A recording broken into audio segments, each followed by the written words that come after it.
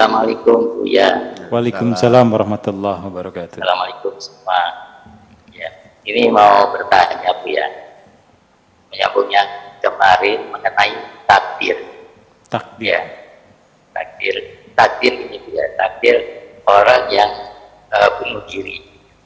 Kan itu merupakan takdir Allah juga ya, yang orang itu ditakdirkan.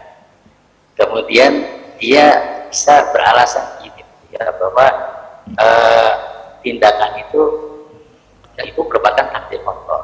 Nah kemudian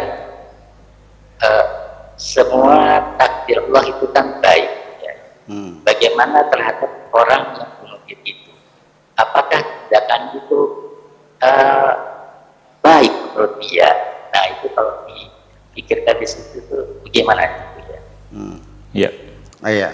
Baik. Ya, terima kasih. Assalamualaikum. Waalaikumsalam warahmatullahi wabarakatuh. Ya, jadi ada dua terma yang berdampingan, ada qada, ada qadar. Kalau takdir itu adalah qadar.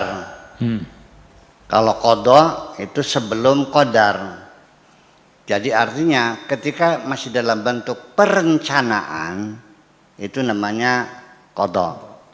Dalam pelaksanaannya disebut takdir.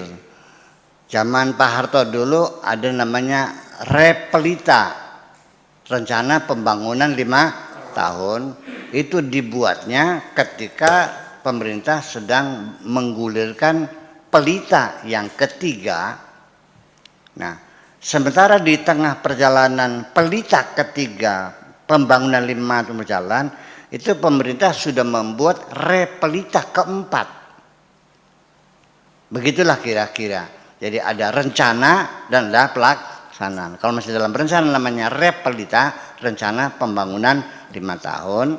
Nah, kalau ketika sudah datang waktunya hari H dilaksanakan namanya pelita, pembangunan 5 tahun. Nah, kalau Tuhan kan tidak 5 tahun sekaligus, apalagi dalam ukuran waktu yang tak terhingga. Bahwa semua apa saja yang Allah ciptakan itu sudah terencana semuanya, dan ketika diimplementasikan itu menjadi takdir. Jadi pada akhirnya kita tidak tahu namanya qada itu seperti apa, dan kita juga tidak tahu takdir itu seperti apa. Kita baru tahu setelah terjadi. Bahwa Allah mentakdirkan uang saya hilang dicopet orang di mobil 5 juta. Itu kapan? Ya taunya nanti setelah uang saya hilang dicopet, kantong saya disobek pakai silet sama copet, uang saya hilang. Oh itulah berarti Allah telah menakdirkan saya.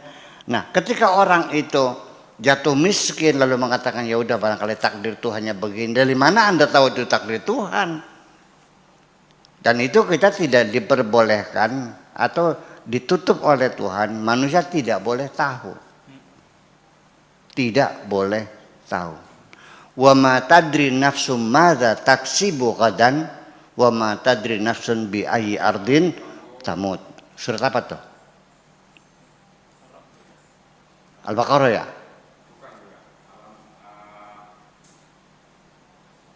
Ya udahlah Al-Qur'an lah. Oke. Itu masyhur sekali. Wa ma tadri nafsun, tidak ada seorang manusia pun yang tahu madza taksibu qadan, apa yang akan dia kerjakan besok. Wa ma tadri nafsun, dan tidak ada seorang pun tahu bi ayyi ardin tamut, di negeri mana dia akan mati. Kalau saya memilih Buya Syakur pengen tahu biar atau sebaiknya nggak tahu aja, saya memilih saya tidak tahu. Iya kalau tahunya mau dapat rezeki, kalau dapat belai kita jadi panik. Kalau kita tahu nanti besok mau mati kayak apa kita semaputnya, masih mending nggak tahu kan gitu. Jadi artinya bahwa klaim seseorang ketika dia mencuri, ini kan takdir Tuhan, tidak salah, dan salah substantif, tidak salah. Tetapi ketika aku tangkap juga ini juga sama saja takdir Tuhan. Dan ketika kupukul kamu, saya katakan ini juga takdir Tuhan juga. Ya kan seperti itu. Jadi artinya klaim takdir Tuhan itu dibenarkan secara hakikatan, tetapi dalam syara'an adalah tetap kita selagi kita di dunia, ya kan gitu, kita tunduk pada namanya sunnatullah, yaitu hukum kausalita, sebatas syariat. Awas. Jadi ada wilayah syariat, ada wilayah hakikat yang kita harus seimbang kedua-duanya. Sebab kita ini kan bukan makhluk jasadi, juga makhluk rohani. Iya, manusia kan makhluk rohani. Iya, jadi dalam bersyariat ya silakan Anda mau kaya, jangan mengatakan Tuhan menakdirkan saya miskin. Dari mana kau tahu? Yang penting kamu bekerja keras, cari usaha, bikin dagang apa, kerja apa, cari harta yang banyak buat bekal hidup anak cucu supaya bisa pada sekolah. Nah, apapun hasilnya, nah ini ada satu hal yang menyebabkan kenapa orang percaya adanya qada itu penting. Karena kalau orang tidak percaya dengan takdir Tuhan, ketika dia gagal, dia gantung diri. Tapi kalau dia meyakini ini adalah ketentuan Tuhan, selesai. Bedanya orang yang bertuhan dan percaya pada takdir Tuhan, ketika dia berhasil kaya raya, dia tidak lupa diri, dia merasa diberi oleh Allah. Itu sasaran tujuan agama itu. Dia bersyukur, uangnya dimanfaatkan untuk menyantuni orang-orang miskin, untuk membantu keponakan-keponakan alo-alo yang cerdas-cerdas, ingin kuliah dibantu semuanya. Ya, masjid musala dibantu, madrasah. Dia bersyukur, ini pemberian Tuhan. Ketika dia gagal, dia tidak gantung diri kok. Ketika kaya tidak lupa diri, ketika gagal tidak gantung diri. Ya udah, ini barangkali ini ketentuan Tuhan. Pada penghujungnya saya hanya menerima apapun keputusannya. Aku yang penting disuruh bekerja, tapi hasil Allah yang menentukan. Jadi ya kita tidak diwajibkan kaya, tapi kita diharuskan bekerja keras. Persoalan kaya miskin Allah yang menentukan. Dia tidak putus asa, tidak beli tambang, nggak beli baygon untuk bunuh diri.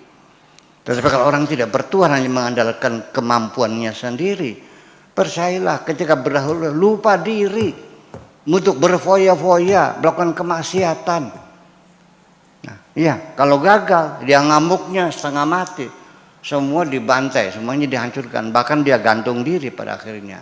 Saya kira nanti substansi tentang keimanan kepada qada dan qadar adalah akan membentuk satu sikap hidup yang sangat indah. Itu saja maksud saya. Terima kasih.